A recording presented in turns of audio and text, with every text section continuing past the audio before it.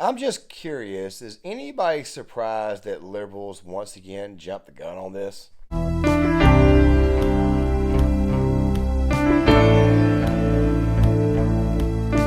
I really wish that people would not fall for the BS, and I really wish that people would learn to just kind of sit back and let it all play out first before making a judgment call.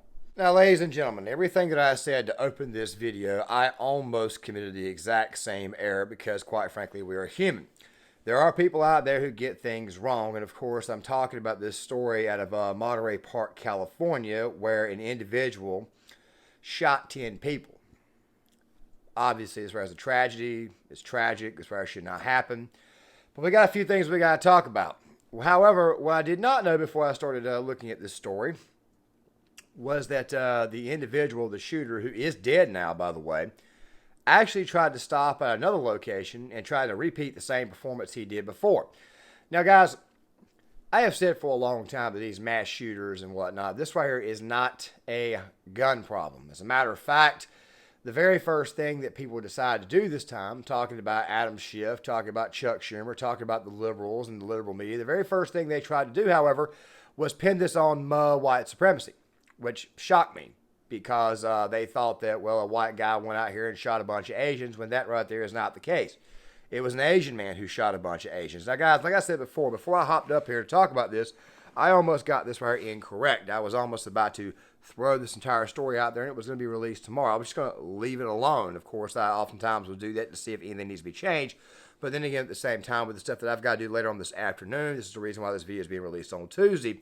I'm here to let you guys know that the best thing you can do when situations like this where occur is to straight up just refrain, sit back. As a matter of fact, we're going to be talking about mass shooter coverage mostly in this video as well as this incident. So before we get to that right there, let me go ahead and kind of roll this clip right here so that way you guys can fully see what the hell happened, and I'll catch you guys on the other side. The suspect carried out the mass shooting in Monterey Park. People at a popular dance center in Alhambra were confronted by a man with a gun. But several of those people at the dance center moved quickly and were able to wrestle the weapon away from him before he fled the dance center. Investigators say it was the same gunman at both locations. Amy Powell is live now in Alhambra to update us on this part of the story. Amy. Well, that's right, David. People here at Lili Ballroom bravely confronting that armed man when he walked in last night. Their actions almost certainly preventing more deadly violence. Now take a look. Surveillance camera capturing images of a suspected killer. Investigators believe he arrived at this ballroom, which is only a couple of miles away from the Monterey Park dance hall, about 20 minutes after the mass shooting. Now, according to the sheriff, the suspect entered with a gun and people in the studio grabbed him and wrestled that firearm away. We've spoken to people who take dance lessons here at Lili Ballroom and have also spent a lot of time at Star Dance in Monterey Park. They are shocked and heartbroken. Well, it would be upsetting for anyone because some of them are my friends, okay? And I know them for a long time. So, you know, I know the owner for a long time. I know the previous owner, Joanne, okay? So it's upsetting. I mean, you know, this tragedy shouldn't happen. A message posted on social media says Lili Ballroom is closed today due to the tragic shooting, but it will be open on Monday for lessons only. And as we come back here, we spoke to a family member a short time ago, one of the people who owns this ballroom. It's been here in the community for about 30 years. They've known a lot of the people who come here for many years and to the other studio, and they say this is a very painful loss. Reporting live, Amy Powell, ABC 7. This incident, of course, was obviously tragic, and it could have been a lot worse. But what do you think was posted immediately to social media after this entire ordeal? What do you think the very first thing that was posted was? Stop Asian hate, white supremacy, Adam Schiff, Chuck Schumer out here blaming white people for obviously for a guy who was quite frankly not white, who was actually Asian, a man who was close to being in his 50s, who, by the way, did eventually off himself. He barricaded himself inside of a van from what we're finding out, and of course he ended up committing suicide. Now, guys, this right here obviously is tragic, but it could have been a lot worse. But can you take a second and just kind of imagine for a second how it is that our mainstream media is going out of their way to manipulate us all? You see, guys, there was a project that I did a while back called How the Media Manipulates, and it was a project looking at a TED Talk from Eric Bischoff, who, by the way, at one time was the CEO of WCW Wrestling. He worked for the WWE at one point in time. As a matter of fact, I'm pretty sure most of you guys watched WWE or WCW wrestling at one point in time, which, by the way, we're going to talk a little bit about that as far as the way they use this same type model to manipulate the literal hell out of the audiences at home. Fact of the matter is that in that discussion, and by the way, I did that project, which, by the way, I actually kind of bungled it, so don't worry, we're going to be doing it again here in the near future. I wanted to kind of convey over to the people that all you have to do is take a look at exactly the discussions that two people have on, say, Fox News. One person will debate, the other person will oftentimes go crazy. Same thing happens on CNN, the same thing happens on MSNBC. Funny, too, considering how MSNBC and Fox News are no longer NewsGuard certified. I think a lot of people have figured out that for the most part, it's just good old-fashioned entertainment. You're probably thinking to yourself, Claymore, why are you not talking? Why are you not talking so much about the shooting? Well, because the shooting could have been avoided. You see, I think a lot of people are not realizing that the media is, in fact, avoiding us. I mean, never mind the fact that gun control was no longer an argument here because this is California, a very, very blue state, a very, very blue area. They were able to take this guy down. They were able to keep him from continuing on with the rampage. However, the media, on the other hand, of course, the politicians, they're now being the pawns of what is a WWE-style setup. Let me explain my point. We used to, when I was a kid, we used to watch a lot of wrestling. You know, WWE and WCW both. Hell, I'm old enough to remember when Ric Flair went out there and he had coffee on the back of his trousers, on the back of his very, very blue tights. We thought that maybe it's possible he might have crapped himself, of course, so we found out later on that it was coffee. Then again, though, who knows? They could have been lying about that. I remember the days of Hulk Hogan. I remember the whole Sergeant Slaughter Hulk Hogan Gulf War angle they did. And, of course, I watched it.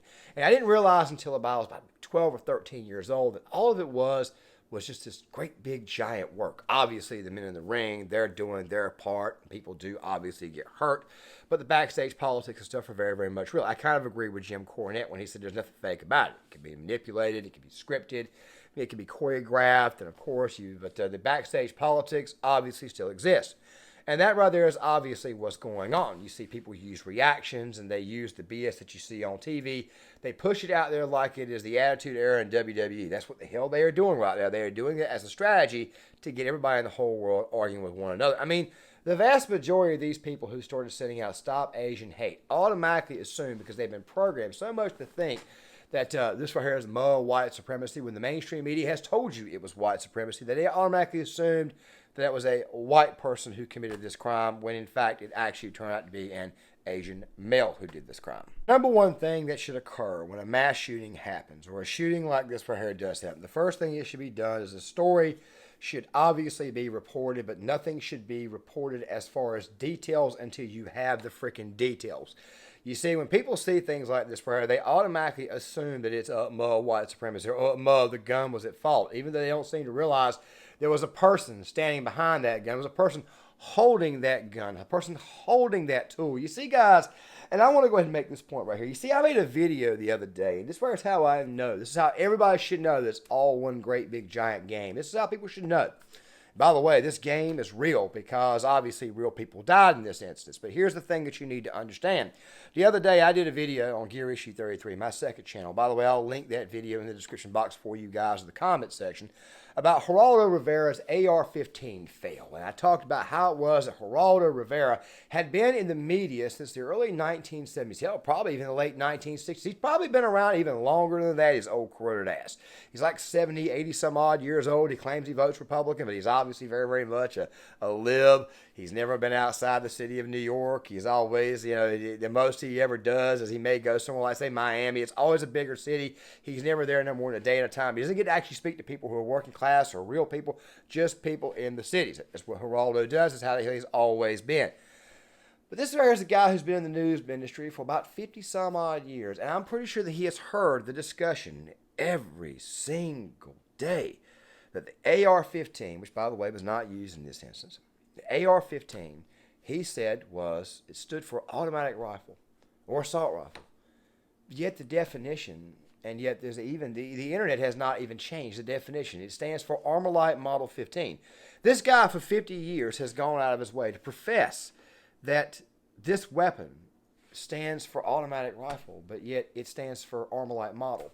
He's been in the news for 50 years. Let that sink in, 50 years, and he still does not understand that it stands for Armalite Model 15. You see, in that video, guys, I made the case, very, very offhandedly, somewhat of a rant, kind of like this one right here, that the Second Amendment may not really and truly be a check against a tyrannical government. It may really, in a lot of ways, just be a check against, well, morons. See, those same morons are the ones who vote these, how do I say, they vote these bots, these NPCs, these bought and paid for shills. They vote them into office, and then they create laws. They come up with laws that, quite frankly, affect your life in a very, very negative way. You see, it's not the government that we're, quite frankly, fighting back against.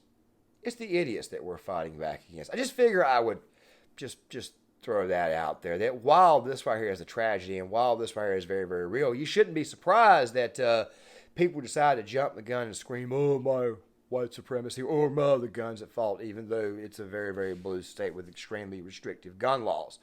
I just figure I would throw that out there, that right now it just feels to me like everything is WWE-esque. You know? Everything that you see in the media, everything that they're doing is a great big giant work. It just so happens to be that great big giant work has real friggin' consequences. Guys, John Claymore here. If you like the content, hit the like button, subscribe, share the video if you're new to the channel. Make sure you guys hit that notifications bell. Thank you to all my new subscribers for coming around. You got me to over 800. Let's go ahead and get to 1,000. Let's go ahead and do that right there. And also something else too, my follow-up to the Daily Wire stuff is going to be out on Wednesday. So make sure you guys once again hit that like button, subscribe, share. And my project on the media, how it manipulates, the follow-up on the WRT, the follow-up on the groomer thing, and of course why it is that libs are so unattractive. That's coming out here soon too. Take care.